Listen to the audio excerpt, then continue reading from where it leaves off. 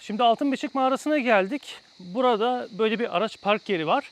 Bir de araçla girmek isterseniz 39 lira araç giriş ücreti var. Mağaraya giden böyle bir yol mevcut. Zeynep el sallıyor. Merhaba. Şimdi kayalar üstünüze geliyor. Söyleyemedim, dilim dönmedi. Bakın dilim tutuldu kayaları görünce. Yanımıza polarlarımızı aldık. Mağaralar soğuk olur bilirsiniz. Aynı düğmeli evler modelinde yapmışlar. Enteresan. Yaklaşık 50 metre yürüdük ve böyle bir yere geldik. Mağara da gözüküyor. Giriş ücretleri şöyle. Mağarada tam 30 lira. Öğretmen indirim var 20 lira. Yani fiyatların uygun olduğunu söyleyebilirim. Zamanla fiyatlar her şey değişiyor biliyorsunuz. Hiçbir şey sabit olmuyor. Tabii burayı milli parklar işlettiği için fiyatlar uygun. Hani böyle bir özel bir işletme falan olsa, böyle bir mağarası olsa durum çok daha farklı olurdu. Gayet keyifli bir mekan zaten. Evet. Böyle dinlenme alanı yapmışlar. Gölgede bekliyorsunuz botlar hazırlanana kadar. Evet. Biz de şimdi botun hazırlanmasını bekliyoruz. Bir kafile gitti. Şimdi gelecekler, bot boşalacak. Biz bineceğiz, gideceğiz. Heyecanla bekliyoruz. Şimdi Nefise abla sağ ol, var ol, bize yardımcı oluyor. Evet.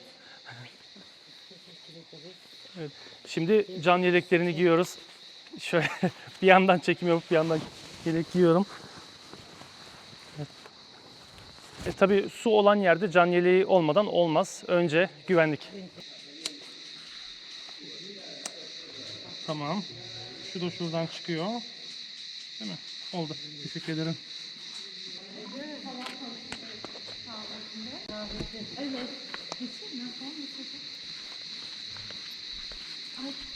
Biraz kayıyor tabii kum.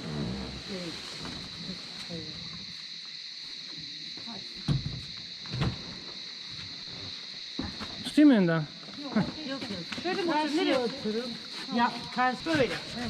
Tamam. Şimdi karşılıklı şöyle oturduk. Onu çok hareket etme ha botta, tamam mı? Tamam. Kalkma ayağa. Değil Tamam. mi? Yok yok hiçbir şey olmuyor. Şöyle tutunuyorum Tamam. şu anda. Evet.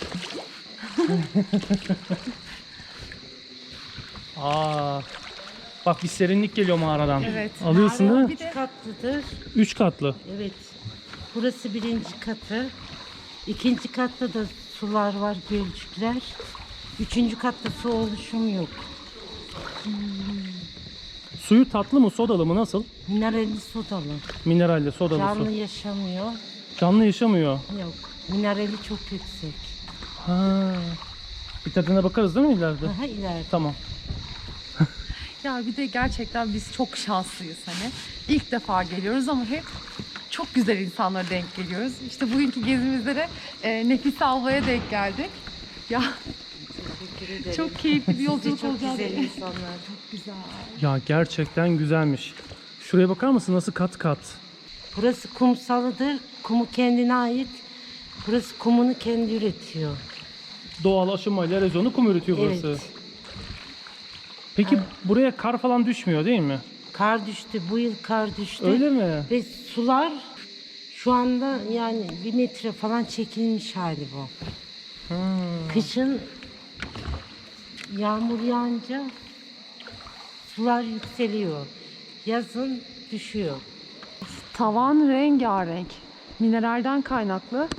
Kayaçlar renklenmiş. Gördüğünüz gibi biraz pembe, kırmızı, yeşilimsi renklerden oluşuyor. Bakın şurada biraz yeşil renk görüyoruz. Şu tarafta. Çok şu pembelik ama bak en çok etkileyici olan Bak kısmı. tabii pembelik var. Şuralardaki Yeşil, pembeler. pembe. Evet. İbrada Belediyesi çalışıyoruz. Biz belediye personeliyiz. Sabah geliyoruz, akşam 6'da gidiyoruz. İbrada Belediyesi'ne aittir. Ben milli parkları işletiyor sanıyordum. Ha Yok, burası yukarısı milli parklara ait. giriş milli parkların ama mağarayı belediye işletiyor. İbrada Belediyesi. Güzel, ikisini de kamu kurumu işletiyor. Bence devletin işletmesi en iyisi. Evet, en güzeli. Temiz bir şekilde. Çok güzel lan. Köprü var. Yüzüklerin Efendisi'nde Gandalf'ın düştüğü köprü gibi. Evet, köprü orijinaldir. Hiç insan eli değmemiş.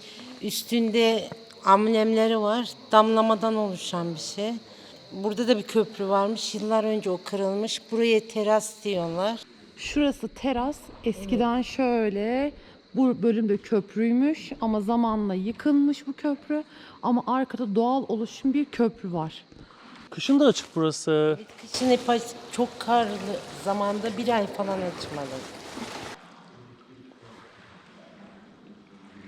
Şu an muazzam bir yapının altından geçiyoruz. Tamamen doğal bir oluşum. Bu şekilde köprü olmuş. Hani aynı Yüzüklerin Efendisi filmindeki gibi. Biraz ürkütücü ama bir o kadar da etkileyici. Muazzam.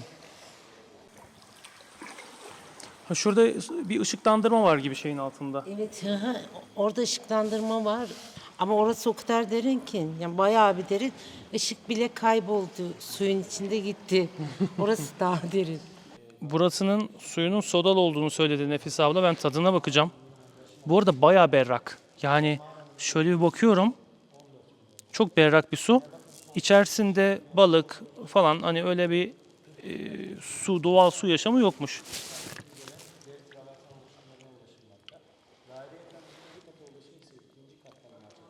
Evet, biraz sodalı ama çok şey değil. Yani maden suyu gibi düşünmeyin. Çok hafif bir tat geliyor. Daha çok tatlı suya daha yakın yani. Bu şeye benziyor. Nahçıvan'da bizim içtiğimiz gazlı sular var ya. Biraz ona benziyor. Ama çok berrak. Çok güzel. Fazla içmeyeceğim tabii ki de ya, böyle bir yerde. Bakteri falan olabilir. Karanlık ortam yani. Çok az bir tadına baktım.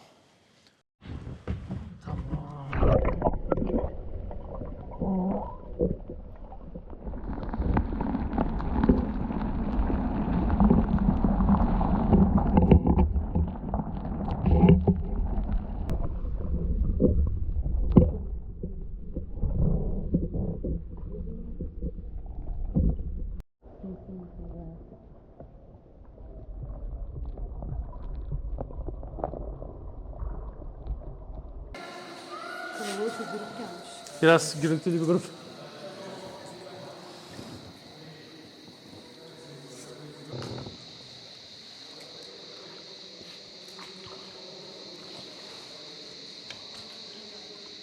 Tabii güneşi gördükçe yüzlerini güneşe çevirmiş bunlar da.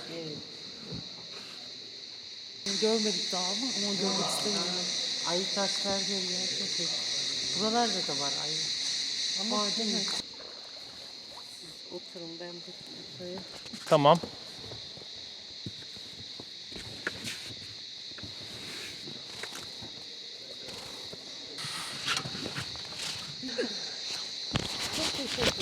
Evet, Nefise abla çok teşekkür ederiz. Teşekkür ederiz. Geldiğiniz için ayaklarınıza sağlık, yine bekleriz. Umarım bir daha Teşekkür yolumuz ederiz. düşer. Ben bir daha gelmek isterim buraya. Tanıştığımıza memnun olduk. Biz de. Yine bekleriz. Umarım hep sizin gibi iyi insanlarla karşılaşırız. Amin, hep beraber inşallah. Harika bir yer. Yani gerçekten harika bir yer. Çok etkileyici. Ya ben de çok etkilendim gerçekten. Hani güzel bir şey olduğunu bekliyordum ama içine girince bambaşka hissediyorsun. Fotoğraflarda göründüğü gibi değil. Yani çok güzeldi. Ben bu kadar böyle dikitlerin, sarkıtların oluştuğu bir mağara daha önce görmemiştim. Daha doğrusu ben bu karstik coğrafyada hiç bir mağaraya gitmemiştim. Burası benim ilk Akdeniz bölgesindeki mağaram oldu. Benim de öyle oldu. Ya çok güzeldi. Özellikle bir köprü oluşumu var. O beni çok etkiledi. Yüzüklerin Efendisi'ndeki o Evet. sahne insanın gözünün önüne Moria canlanıyor. madenlerindeki o köprü gibi. Ve çok keyifli. Mutlaka gelip burada bir bot turu yapmanız gerekiyor. Evet, yani mağaranın sulu olması çok güzel. Ben ilk defa sulu bir mağaraya girdim böyle. Hani Dupnisa mağarasına girmiştim Trakya'da. Orası da suluydu ama böyle botla gezilmiyordu içinde. Yürünüyordu, Evet. yürüme parkuru vardı. Burası bambaşka ama çok güzel. Bunlar da bu bölgeye ait kekikler. Çok farklı. Koklamadan duramıyorum yani, nefis. Bir de buradan bir arkadaşıma teşekkür etmek istiyorum ben. Evet. Melih Erozan önerdi bana burayı. Hani dün bayağı bir moralimiz bozulmuştu. Buraya gelmek istememiştik artık. Modumuz, enerjimiz düşmüştü. Ama dedi buralara kadar gelmişken bu mağaraya muhakkak gelin dedi. Kendisine de buradan selamlarımı gönderiyorum. Ben de buradan Seçil'e selamlar gönderiyorum. Evet. Ve Likya'ya. Likya. O zaman devam edelim yolumuza.